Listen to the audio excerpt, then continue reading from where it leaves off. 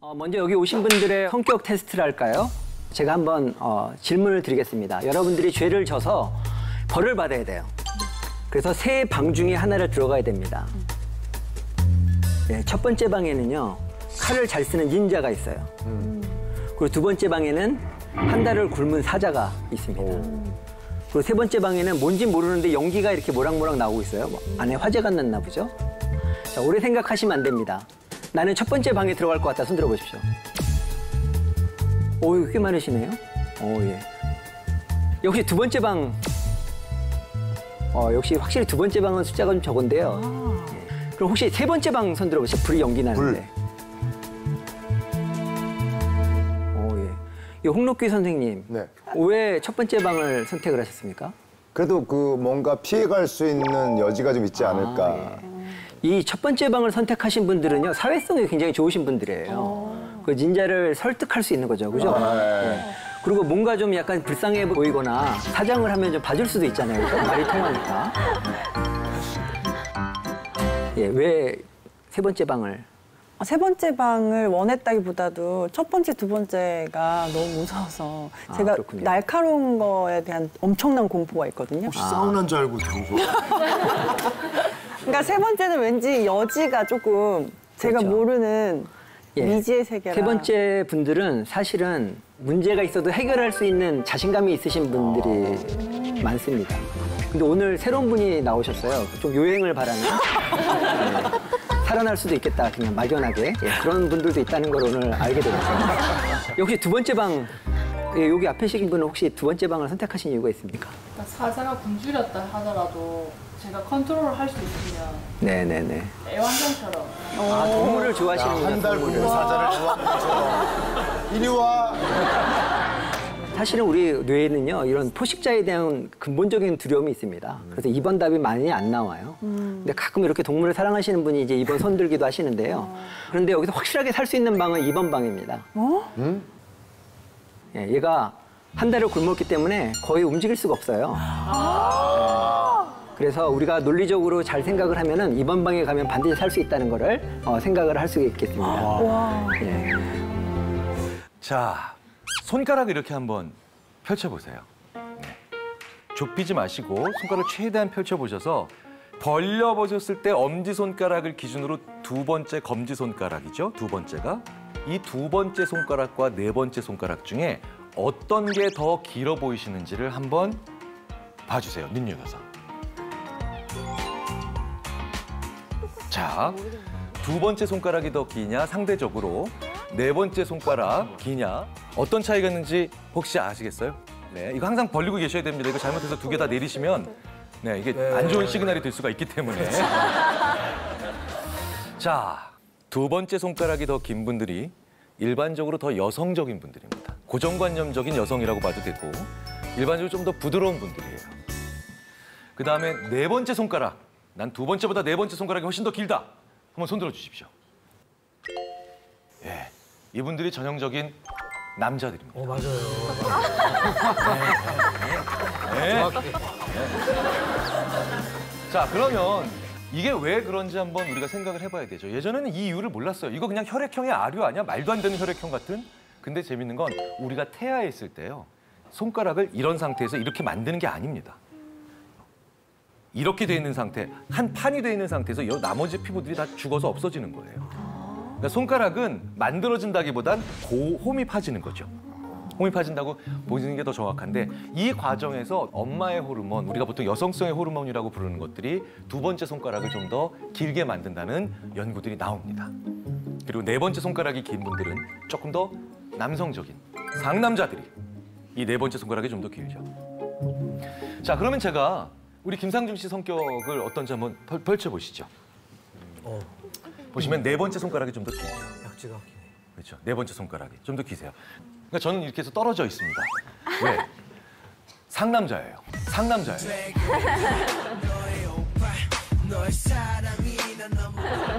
벌써 눈빛이 달라지시죠. 그렇죠. 근데 재밌는 건 여기에서도 우리의 착각은 있습니다.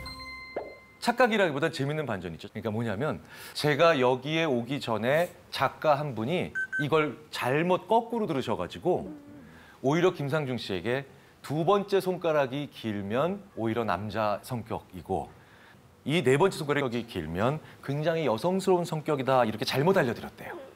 그랬더니 우리 김상중 씨께서 내가 요즘 많이 부드러워졌잖아. 맞아. 그래서 남성 여성의 차이라기보다는 사실은 얼마나 모험지향적이며 추진하시는 성격인지 아니면 얼마나 공감지향적이고 잘 안정적으로 무언가를 좀 다스려 나가시는 분들인지 이런 성격의 차이가 바로 이 손가락에서 나온다는 놀라운 사실이 밝혀집니다. 1976년 노벨 의학상 수상자가 굉장히 독특한 성격 검사를 하나 만들어내죠. 일종의 귀의 모양으로 사람의 성격을 추론하는 방법인데 처음에는 굉장히 많은 연구자들이 어떻게 귀의 모양으로 사람의 성격을 추론할 수 있을까 의심을 했는데 이게 사람의 귀가 여러 가지 막으로 되어 있습니다. 그러니까 우리가 일반적으로 고막이라고 얘기하죠. 그런데 이제 그 안에 또 한 번쯤 들어보셨을 법한 이런 전정기관들이 사람의 안면 근육을 움직이면서 어떤 성격으로 쭉 진행되는가를 신경세포에 담아서 귀의 모양을 계속 변화를 시키죠. 그래서 귀 모양이 의외로 사람 성격에 대한 그런 정보들을 굉장히 많이 제공을 합니다. 네, 그럼 교수님 화면을 보면서 한번 테스트를 네. 해볼까요? 김지민 씨, 서신혜 씨, 에반 씨, 최정원 씨. 네, 이렇게 네 분의 귀를 저희가 받았어요. 우리 서신혜 씨 보면은 딱 보면 보세요. 21살. 맑은 영혼이죠. 저는 서신혜 씨 귀가 아닐 수도 있지 않나요? 얼굴이 안 나오잖아요. 엄마 귀일 수도 있잖아요. 보세요. 21살. 딱 보면 귀 찍으라니까 귀 찍어서 보냈잖아요. 정직해. 제가 귀를 찍어서 보내라고 했지 최정원 씨랑 김지민 씨는 굳이 자기 얼굴을 다 찍어서 보내셨어요. 그래서 심리학자 입장에서 보면 제일 말 잘 듣는 검사 대상자가 이제 서신혜 씨고요. 그다음에 에반 씨 조금 듣는 사람이고 나머지 최정원 씨랑 김지민 씨는 말 참 안 듣는. 그래서 그 성격 검사를 제가 이제 분석을 해서 하나씩 봉투에 담아왔죠. 사실은 성격 중에서도 뭐 그냥 외향적이다, 내성적이다 이런 내용은 뭐 크게 문제가 되진 않지만 약간 좀 민감한 내용이 있어서 그냥 내부는 각자 자기만 보셔야 돼요. 하나씩 제가 나눠드리겠습니다. 자, 네, 김지민 씨 성격이고요. 네, 그리고 에반 씨 성격, 네, 그다음에 서신혜 씨 성격, 그다음에 네, 최정원 씨 거. 네, 한번 쭉 읽어보세요. 본인 것만 한번 읽어보시면 됩니다.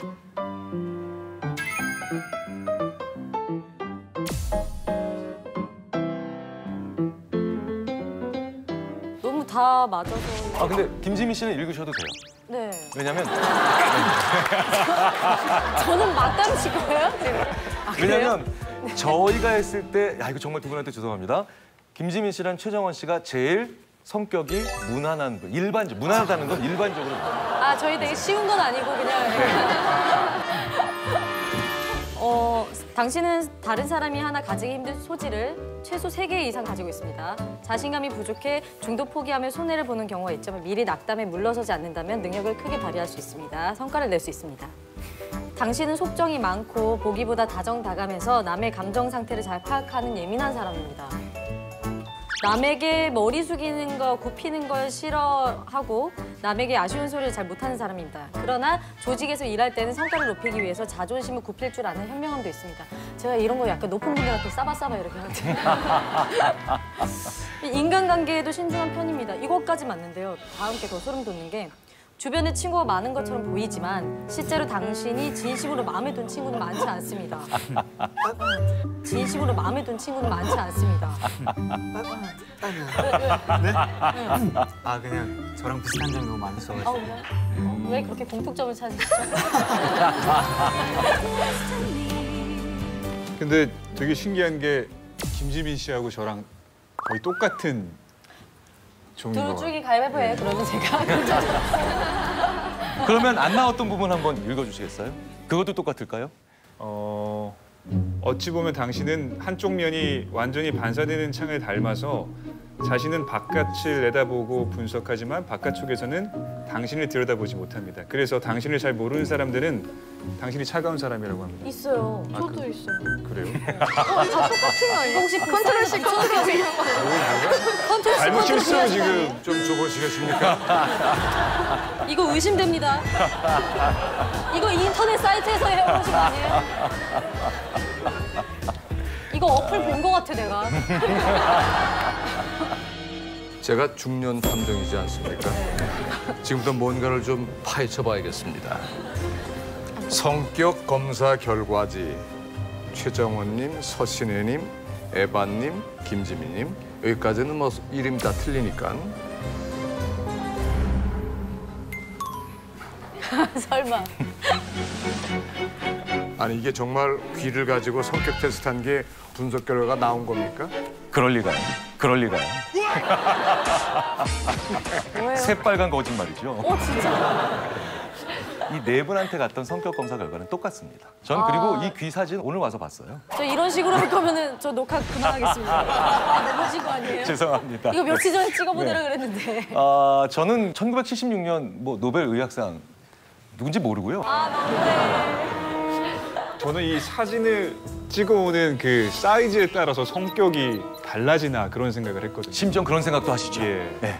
실제로 어떤 성격을 들어도 이렇게 반응들을 하세요. 이건 내 성격 맞다고. 다 좋은 얘기니까 괜히 나 같아서. 그렇죠. 게다가 당신은 자존감이 강하지만 질투심도 많습니다. 맞아.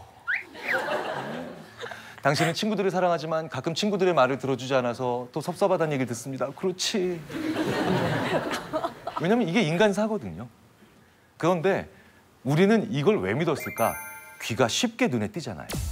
그러니까 우리는 눈에 잘 보이는 것들과 다른 무언가가 연관성이 있다고 하면 우리는 쉽게 넘어가고 심지어 그걸 사용하기도 하죠. 제가 만약에 네 분의 흉부 엑스레이를 찍어가지고 이 뼈가 여러분의 성격과 관련이 있다고 얘기하면 절대 안 믿으셨을 거예요. 그러니까 우리가 눈에 보이는 것들을 아주 쉽게 믿고 그리고 눈에 보이는 것들과 다른 무언가의 연관성이 있다고 하는 그런 착각들을 많이 하게 되죠. 자, 오늘 살펴볼 논문은 여러분들께서 너무너무 관심 있어 하실 수밖에 없는 그런 분야에 관련된 논문입니다. 특히 이런 분들은 꼭 보셔야 돼요. 때때로 나는 내 결정이 옳았는지 심각한 고민을 하고 난다. 나를 지나치게 드러내는 것은 별로 좋은 일이 아니라고 생각할 때가 자주 있다. 해당되시나요? 방금 전에 나도 맞아 그래 라고 했다면 거의 절반쯤은 저의 속임수에 벌써 걸려들거나 제가 하는 말을 무조건 믿으실 수도 있기 때문이죠. 우리는 성격에 관련된 이야기를 듣고 난 다음에도 맞아! 나는 그런 사람이야. 그 사람은 그런 사람이야 라고 계속해서 그런 내용들의 정신적 노예가 될까요? 논문을 한번 살펴보도록 하겠습니다. 70년도 더 전에 심리학에서 거의 최초로 그런 것에 관심을 가졌던 심리학자가 존재합니다. 최신 논문이 아닌 이번엔 좀 고전으로 돌아가서 무려 1949년에 출판된 논문이죠. 그러니까 이제 6.25도 전에 나왔던 논문입니다. 자, 논문의 제목이 The Fallacy of Personal Validation. Personal Validation이니까 나에 대한 개인적인 어떤 타당화죠. 더 쉽게 말씀드리자면 나 정말 그래요. 맞아요. 라고 인정하는 거예요. 그런데 fallacy가 있다는 거죠. 오류가 있다는 겁니다. 부제가 더 재밌죠. A Classroom Demonstration of Gullibility. Gullibility니까 잘 속는 거예요. 그런데 Classroom Demonstration, 교실에서 실증했다는 거예요. 요즘에는 이런 제목 잘 안 붙이죠. 오히려 저런 부제를 가지고 있으면 교실에서 했으니까 세상과는 좀 다른 결과겠네. 그냥 학교에서만 그런 결과 나온 거 아니야? 확장성이나 일반화 가능성이 더 떨어지겠네. 반문하실 수도 있으실 거예요. 그런데 저 때가 1940년대였다는 걸 한번 생각을 해보셔야 됩니다. 1940년대에는 이런 제목들이 꽤 있었습니다. 왜일까요? 그때는 대학생들이 귀했거든요. 우리나라 드라마에서도 1960년대, 70년대 보면 우리 집 큰애가 대학 다니지 않습니까? 라고 하면 마을에서 야, 우리 마을에서 인재가 나왔구나. 어이구, 뛰어난 친구네. 라고 얘기를 했죠. 1940년대 미국도 굉장히 대학생이 귀할 때였고요. 그래서 클래스룸 데몬스트레이션을 했다라는 얘기는 무슨 얘기냐? 이렇게 똑똑한 친구들도 어쩔 수 없이 속더라. 그러니까 일반적인 사람들은 오죽하겠습니까? 라는 그런 뉘앙스를 가지고 있는 제목이라고 보셔야 됩니다. 자, 그런데 공부 잘하는 대학생들도 쉽게 속았던 그 내용이 바로 뭘까요? 어떻게 실험을 했는지 한번 볼게요. 대학교의 심리학 개론 강의 시간에 했던 실험입니다. 정말 심리학 개론이라는 과목이 없어지면 심리학은 그날로부터 종말을 맞이한다. 저희들끼리 이런 얘기를 합니다. 심리학 개론 과목에 정말 많은 학생들이 들어오거든요. 제가 공부를 했던 텍사스 대학은 전교생이 5만 명이 넘는 대학이었는데요. 그러니까 어마어마하게 큰 대학이죠. 그런데 심리학과 학생만 해도 거의 2,000명 가까이 들어왔거든요. 제가 졸업식을 할 때 체육관을 따로 빌려서 하는 걸 보고 깜짝 놀랐어요. 정말 심리적으로 문제가 많은 나라라서 그런가? 심리학 개론이 몇십 클래스가 열립니다. 심리학 개론을 안 듣는 학생들이 거의 없다는 거죠. 심리학 개론에 들어오면 실험이나 조사에 참가를 해야 되니까 어떤 사람들은 심리학사에 나오는 수많은 연구들은 인간의 마음이 아니라 미국 심리학과 개론 수강생의 마음이다. 우스갯소리를 할 정도로 정말 많은 데이터가 여기서 확보가 되죠. 바로 그때 초창기에 심리학 개론에 들어온 학생들에게 어떤 질문지를 나눠줍니다. 그리고 거기에다가 자기의 응답을 적어서 제출하게 하는 거죠. 이 질문들은요, 그냥 어떤 취미를 가지고 있느냐, 어떤 책을 좋아하느냐, 어떤 활동들을 좋아하느냐, 이렇게 자신의 취향이나 관심사에 관련된 내용들을 적게 되어 있는 거예요. 이제 다음 시간이 돌아옵니다. 학생들이 이렇게 앉아있는데 실험자, 해당 시간에 교수님이셨겠죠? 그 포로 교수께서 이렇게 얘기하죠. 자, 우리가 이걸 통해서 여러분의 성격을 분석했습니다. 그리고 결과지를 나눠줍니다.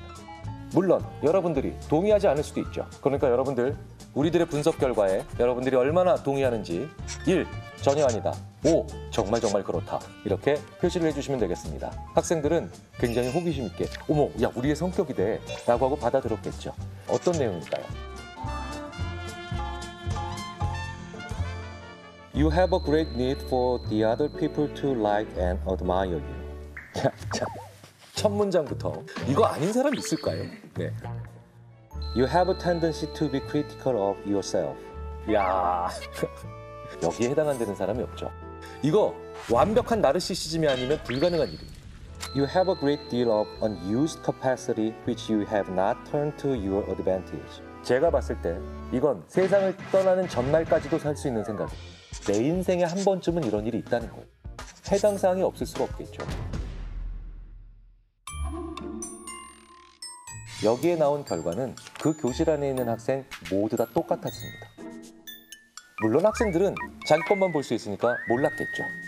자, 그 검사 결과 중에 첫 번째 문장 이거 맞는다라고 생각하는 사람 다 들겠죠.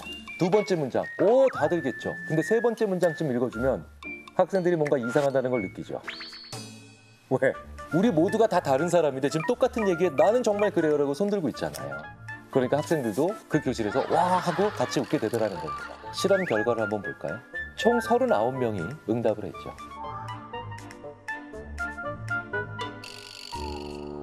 네버! 한 명도 없죠. 1도 없습니다. 2가 돼야 한 명 나옵니다. 저 사람 참 훌륭한 사람이죠. 거의 대부분의 사람들이 4에서부터 5의 접수. 그러니까 굉장히 강하게 긍정을 했다는 거예요. 그 유명한 반엄 효과라는 말이 여기서 나오죠. 반엄 효과라는 어떻게 정의가 되냐면요. 누구에게나 있을 법한 평범한 측면. 이렇게 아주 일반적인 측면을 마치 당신은 이런 사람입니다. 이렇게 얘기해 놓으면 사람들이 이 사람이 나를 잘 알고 있구나. 이 검사는 나를 완벽히 파악하고 있구나. 누구나 다 인정하지 않을 수밖에 없게 되고요. 문제는 그 다음부터죠. 그러니 이 물건을 사셔야 됩니다. 제 말씀을 들으셔야 됩니다. 라는 말에도 거부를 할 수 없다는 거죠. 그런데 이 반엄 효과가요, 아무한테나 일어나는 건 아니라는 걸 우리가 먼저 좀 짚고 들어가야 됩니다. 이런 실험에서 대부분 가운을 입었어요. 이렇게 모호하고 일반적이고 수상적인 말을 할 때 하나 더 붙어야 되는 게 권위가 있어야 된다는 겁니다. 이런 얘기를 아무런 권위가 없는 지나가는 사람이 하면 뭐래? 라고 얘기하죠. 그런데 그 권위라고 하는 것이 잘못된 방향으로 흘러갈 때는 근거 없는 얘기에 그 권위로 인해서 톡 하고 넘어갈 수도 있다는 거죠. 이게 바로 무슨 얘기냐. 권위 있는 사람에게 과학적인 증명인 것처럼 위장돼서 우리가 속는 경우가 얼마든지 많다는 거고요. 머리가 좋은 대학생들도 예외가 아니라는 겁니다. 자, 이 반엄 효과. 무려 70년도 더 전에 했던 이 실험으로부터 수많은 이후에 후속되는 연구들이 있었죠. 예외 없이 비슷한 결과가 관찰됩니다. 바로 우리가 애매하거나 모호하거나 일반적인 내용들을 보면 우리가 그렇게 믿는다. 성격에 관련된 근거 없는 이야기들 간단하죠. 혈액형, 별자리, 과학적 근거 없습니다. 그리고 이런 것들이 조금 더 일반화되면 그게 미신이죠. 올해 여름엔 동쪽을 조심해라. 올 가을엔 글을 읽는 사람을 피해라. 이런 일반적인 얘기는 가장 큰 공통점이 첫째, 근거는 역하지만 두 번째, 너무 포괄적이라서 무조건 내가 해당된다는 거죠. 동적은 내가 이 세상에 존재하는 한 반드시 존재하고요. 글을 읽는 사람은 내가 하루에 조금만 길을 걸어도 무조건 나오게 돼 있어요. 그래서 이렇게 포괄적인 얘기를 좋아할 수밖에 없는 우리는 결국 미신에도 강하게 영향을 받게 되는데 어떤 사람들이 특히 사람의 성격에 관련된 혈액형, 별자리, 심지어 타로점까지도 계속해서 우리는 믿을 수밖에 없는가. 그중에서도 왜 한국 사람들은 유난히 이렇게 관심이 많은가. 바로 한국 사람들이 자기 자신보다는 타인들에 의해서 규정되는 경우가 많기 때문에 그렇습니다. 한국 사람들의 자기소개서가 전 세계에서 제일 특이하다는 얘기를 많이 들어보셨고요. 저도 많이 강연해서 드렸습니다. 한국 사람만 유일하게 자기소개서에서 자기소개를 안 하잖아요. 남 얘기를 하죠. 저는 해놓고 엄격하신 아버지. 자상하신 어머니, 3남 2녀 중 셋째로 태어났고 우리 중학교에서 반장 2번, 고등학교에서 부반장 1번, 회사에서 우리 동네에서 이런 얘기를 계속합니다.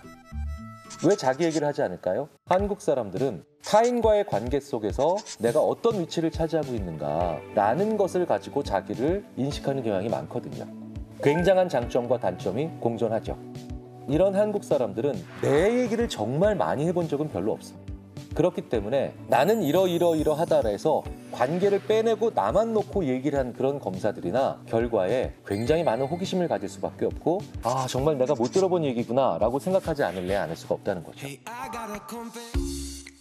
우리는 어떨 때 그 사람을 성격검사나 혈액형이나 별자리로 그 사람 그래 라고 생각하면서 판단을 끝내려고 할까요? 별 관심 없는 사람들한테 그렇게 하지 않을까요? 나랑 정말 가까운 가족에게 그런 거 하시나요? 나랑 오랫동안 친밀감을 유지하고 있는 친구한테 그런 거 하시나요? 연인에게, 배우자에게 그런 거 하시나요? 잘 안 하시죠? 뒤집어서 얘기하면 이렇게 사람을 유형별로 간단한 검사로 알아보려고 하는 사람들. 너는 혈액형이 이러니까 넌 이런 사람이겠구나. 너는 별자리가 이러니까 이런 인간이겠구나 라는 사람에게 이렇게 얘기해 줄 필요가 있다는 겁니다. 너 나한테 관심 별로 없구나. 그러니까 이렇게 쉽고 간편한 방법으로 나를 알아보시려고 하는 거지요 라고 되물을 필요가 있다는 거예요. 사람을 쉽게 알기 위해서 근거 없는 지식들을 사용한다는 것은 그리고 그것에 자꾸 몰입하는 사람들을 보면 그 사람의 얕은 마음을 한번 지적해 주시면 어떨까라는 생각이 듭니다. 자, 간단한 순발력 테스트를 한번 해보겠습니다. 컨닝이라고 5번 해보겠습니다. 시작. 컨닝. 세 번만 더 그게 시작. 컨닝. 미국의 초대 대통령은 워싱턴이에요.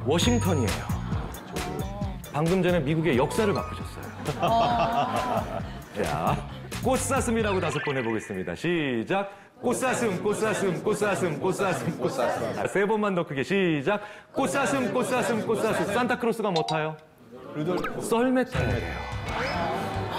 이거 오늘 어쩌다 어른 끝날 때까지 제가 이것만 한 300개 하다 가도요. 아무도 못 빠져나오고. 제가요.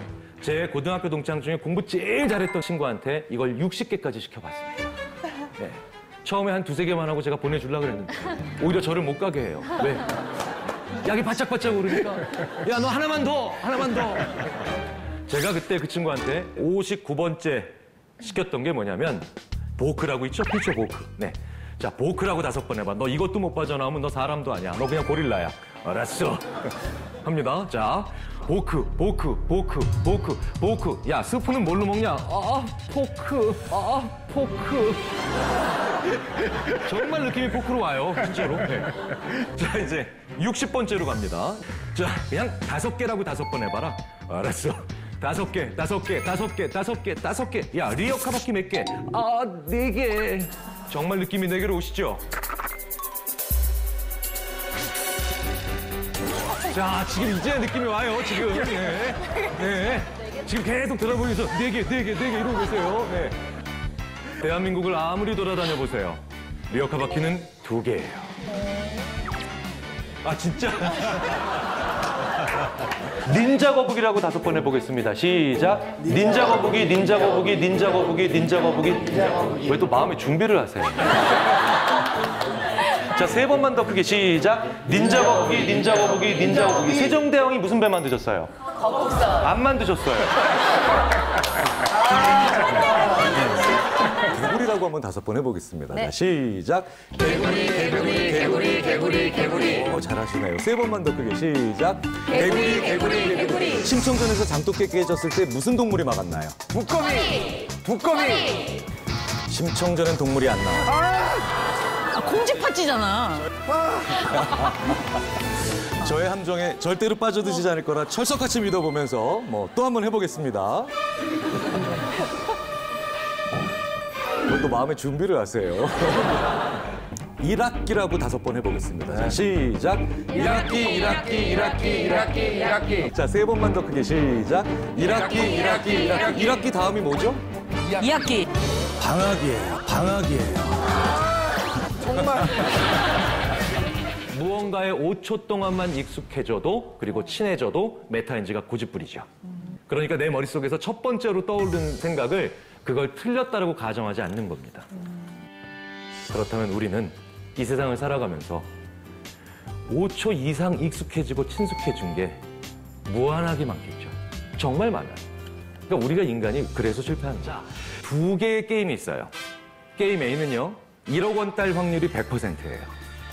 그리고 게임 B는 1억 원 딸 확률이 89%고 5억 원 딸 확률이 10%고 소위 말하는 꽝 있죠? 꽝? 아무것도 따지 못할 확률이 1%입니다. 자, 2개의 게임의 차이를 아시겠죠? 게임 A는 하시기만 하면 1억 원 받으시는 거고요.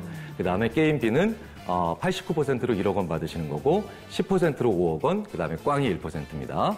정답 있는 건 아니니까 그냥 편하게 나는 A 하겠다. 한번 손 들어주시죠. A. 네, A. 네, 좋습니다. 네, 내리시고요. 나는 B 하겠다. 한번 손 들어주시죠. 네. B가 조금 더 많으시네요. 네, 내리시고요. 거의 5대5 정도로 나왔어요. 재밌는 건요. 여기 계신 모든 분들께서요. A 선택하게 만들어 드릴 수도 있어요. 자, 게임 A. 1조 원 딸 확률 100%. 게임 B. 1조 원 89%, 5조 원 10%, 꽝 1%. 자, 이러면 다 A 선택하시겠죠? 네. 네, 설마니 여기서 B 가시는 분 안 계실 겁니다.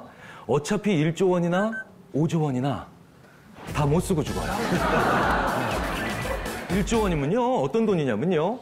연리 2%라고 하는 저금리 시대라 하더라도 1년에 이자만 200억이에요. 이 얘기는 뭐냐면 1년 365일을 매일같이 하루도 빠짐없이 매일매일 근면성실하게 5,500만 원씩 돈을 탕진하셔야만 재산이 늘어나는 걸 간신히 막을 수가 있어요. 그렇죠? 평생 소원이 뭐예요? 재산 줄어드는 거예요. 네. 그러니까 다 A 선택하실 겁니다. 그렇다면 이번엔 여기 계신 모든 분들께서 B 선택하게 만들어 드릴 수도 있겠죠. 자, 게임 A. 1,000원 딸 확률 100%. 게임 B. 1,000원 89%, 5,000원 10%, 꽝 1%. 자, 이러면 다 B 선택하시겠죠. 재밌는 건요. 우리나라를 제외한 대부분의 국가에서요. 1억 원을 단돈 100만 원으로만 놔도 대략 90% 가까운 사람들이 A 선택합니다. 더 놀라운 건요. 이걸 우리나라에서는 고등학교 2학년 아이들한테 물어봐도 결과가 똑같이 나온다는 거예요. 이렇게 딱 표정을 짓습니다. 아유, 교수님, 저 1억 원, 아유, 전셋값도 안 돼요. 왜? 지갑에 2만 원도 없는 애들이. 그렇다면 왜 우리들은 돈에 있어서만큼은 전 세계에서 가장 모범이 아니라 모험적인가? 이런 게 한국인의 기상이 아닌가 싶습니다. 다음 게임을 한번 보도록 하겠습니다. 게임 C와 D입니다. 이건 둘 중에 뭐 하실지 안 여쭤봐도 되죠? 설마하니 여기서 C 선택하실 분 안 계시죠? 다 D 선택하실 겁니다. 게임 C와 D는요. A와 B에서 각각 1억 원 딸 확률 89%만큼씩 빼낸 거예요. 그러니까 A, B에서 똑같은 양만큼 빼낸 게 C와 D죠. 그러면 A 선택하셨던 분들은 C 선택하셔야 돼요. 자, 그런데 그럴 이유가 조금도 안 느껴지시죠? A 선택하셨죠, 김상식 씨께서. 왜 A 선택하셨나요? 100%의 확률이. 그렇죠. 계산하지 않으셨다는 거예요. 대부분 A 선택하셨던 분들은 확실한 걸 좋아하시는 분들이에요. B 선택하시는 분들은요, 확실한 것보다는 변화의 여지나 뭔가 모험이 더 좋은 겁니다. 그러니까 A와 B는 성격 검사예요. 일종의. 자, 그런데 C와 D는 뭡니까? 계산하셨죠. 이건 계산 문제예요. 자, 그러니까 여기 계신 전원 모든 분들은 D를 선택하신 겁니다. 편의상 가운데 걸 DAX, DAX, DAX라고 부릅니다. 자, 그렇다면 어느 게 더 A와 B 중에 더 DAX에 가까울까요? 조사를 해보겠습니다. 뭐 이건 정답이 있는 건 아니니까요. 벌써부터 경계하지 마십시오. 심리학자들이 뭘 여쭤보면 항상 이렇게 경계를 하시는데 네, 그럴 필요 조금도 없습니다. 자, A와 B가 있을 때 나는 A가 더 DAX에 가깝다라고 생각하시는 분들은 손 들어주시죠. 네, 네, 굉장히 많이 드십니다. 네, 나는 B가 더 DAX에 가깝다라고 생각하시는 분은 손 들어주십시오. 네, 좀 줄어들었죠? 그러니까 한 7대3 정도로 우리나라에서는 이게 다수가 A인 거예요. 이걸 영국의 런던이나 미국의 워싱턴에서 길을 막고 그분들한테 물어보면 80%가 저 B인 파란색 원통형이 DAX에 가깝다라고 얘기를 합니다. 큰 차이죠. 여기선 3대7로 나오는데 그쪽에서는 오히려 8대2로 이렇게 나오니까요. 이거 성격과 그다음에 능력으로 구분 못하겠죠. 한국 사람들이 경우에 따라서는 90% 가까운 사람들이 저 A가 오른쪽에 있는 것이 DAX에 가깝다라고 얘기하는 걸 보면 서양인들이 놀랍니다. 리얼리? 정말? 특이하네? 의아해요. 저 사람들 되게 우리랑 다르네? 이렇게 얘기합니다. 왜 이러느냐? 성격과 능력 때문이 아니라 관점 때문이죠. 우리나라 사람들은 본질주의적 관점을 더 많이 가지고 있습니다. 근본이 어디냐는 거죠. 같은 성씨일 가능성이 큽니다. 그럼에도 불구하고 우리나라에서 B를 선택하셨던 30%의 분들은 뭔가 좀 역할적이고 기능주의적 관점이 강하신 거예요. 이 둘은 같은 구멍에 끼워 넣을 수가 있잖아요. 이거 굳이 성격의 차이로 설명할 필요 없겠죠.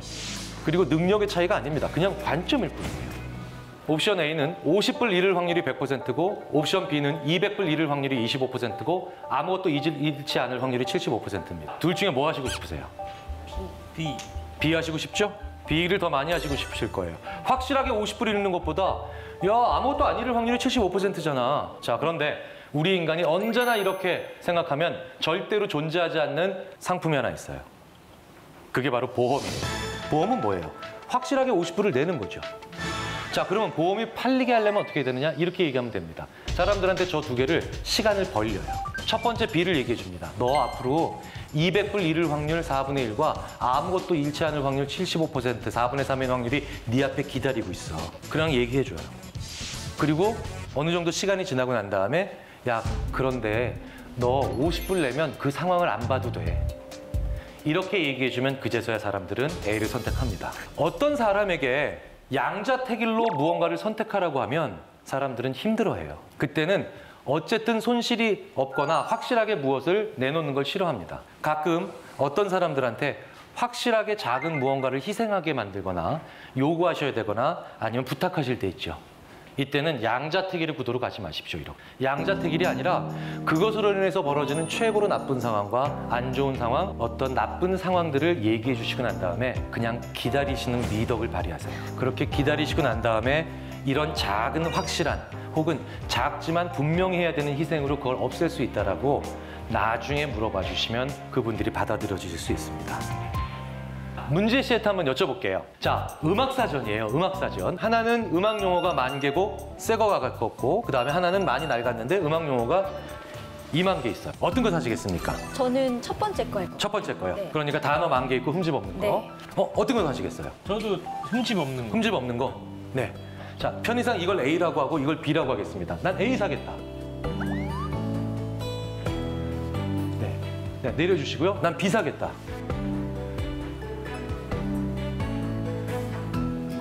보세요. B를 더 많이 드세요. 오늘 참 재밌는 분들이 많네요. 그러면 이런 거를 항상 하기 위해서 요 세 분이 얼마나 독특한 분들인가를 검증해보는 한 가지 방법이 오늘 있죠. 김상중 씨께 여쭤보면 됩니다. 어떤 거 사시겠습니까? 전 둘 다 안 사겠습니다. 실제로 세 분은 여기서 A 선택하셨지만 뒤에 계신 분들은 거의 80% 가까운 분들이 아마 이렇게 생각하셨을 거예요. 사전은 단어가 많아야지. 그렇게 생각하고 사셨을 겁니다. 어차피 중고. 네, 어차피 중고니까. 네, 근데 저 같은 경우는 네.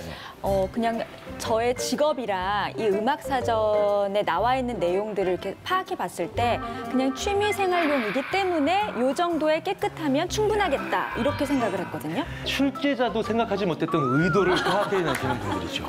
네. 일반적으로요. 저 두 개를 놓고 어느 거 살래라고 여쭤보면 지금처럼 한 70% 가까운 분들이 저걸 사겠다고 얘기를 합니다. 왜냐하면 동시에 두 개를 놓으면요. 여기서 쉽게 쓸 수 있는 정보가 뭐냐면 두께. 그러니까 벌써 10,000개짜리 사전과 20,000개짜리 사전은 두께가 차이가 나죠. 자, 그런데 사람들의 선택의 거의 대부분은 이쪽으로 가게 만들 수 있어요. 그게 뭐냐면 두 개를 아까처럼 시간차를 벌려주는 겁니다. 첫 번째든 두 번째든 사전을 하나 보여드려요. 그다음에 자, 이제 치워드리고 잠시 딴 데 가 있다가 혹은 뭐 5분 정도, 10분 정도 시간이 있다가 두 번째 사전을 보여드려요. 이러면 두 개를 동시에 비교할 수는 없죠. 그러니까 그 대신 쓸 수 있는 정보는 뭡니까? 아까 그거는 새 거, 지금 이거는 낡은 거. 이런 식으로 느낌은, 질적인 차이들은 쓸 수가 있죠. 그래서 나한테 어떤 게 더 유리한지가 시간에 따라 다릅니다. 관점을 가지고 있는 우리 인간은요. 그렇기 때문에 시간의 차이를 굉장히 중요하게 봅니다. 내가 상대 비교에서 우위에 있는 대안을 가지고 있다면 동시에 같이 들어가야 되죠. 그런데 내가 질적인 차이, 상대 비교에서는 밀리지만 질적으로 좀 차이가 있는 장점이 있다. 그러면 나는 그 사람과 같은 게임의 룰로 경쟁하기보다는 좀 더 다른 시간대에서 나를 보여주시는 게 더 낫습니다. 당신은 중동 지역의 평화를 위해 아랍권 국가들이 이스라엘과의 직접 대화 창구를 활성화시켜야 한다는 의견에 동의하십니까? 이렇게 물어보고 난 다음에 동의한다, 동의하지 않는다, 모른다라고 물어보면요. 모른다가 23%밖에 안 나옵니다. 그런데 똑같이 물어보고 난 다음에 의견에 동의하십니까가 아니라 의견이나 견해를 지니고 계십니까? 라고 물어보면 견해를 지니고 있지 않다. 다시 말해서 의견 없다가 무려 45% 나옵니다. 엄청난 차이죠. 이 얘기는 뭐냐? 우리가 누군가에게 찬성하냐 반대하느냐를 물어보기 전에 반드시 해야 되는 게 뭡니까? 견해나 의견이 있느냐 없느냐를 물어봐야 됩니다. 그런데 우리는 그 절차를 거치지 않고 바로 찬반에 들어가죠. 그러면 위에 같은 상황, 즉 모른다라고 대답하기 싫은 꽤 많은 분들이 어디 한 군데로 붙으면서 의견이나 생각을 왜곡해서 우리한테 전달합니다. 1980년대 미국인들한테 이렇게 물어봅니다. 우리 미국이 당면한 과제가 뭐냐라고 물어봤을 때 1번부터 쭉 얘기하면 공교육의 질, 오염, 임신 중절의 합법화, 에너지 부족, 마지막 다섯 번째 기타 이렇게 주고 이렇게 1번부터 5번까지 보기를 주고 난 다음에 32%, 14, 86, 40% 이렇게 나온 결과를 받아들입니다. 그런데요, 이걸 보기를 주지 않고 객관식이 아닌 주관식 빈칸으로 놓고 사람들한테 물어보면 1번부터 4번까지 해당하는 답을 얘기한 사람은 단 2%밖에 없었습니다. 98%는 다 다른 얘기를 한다는 거죠.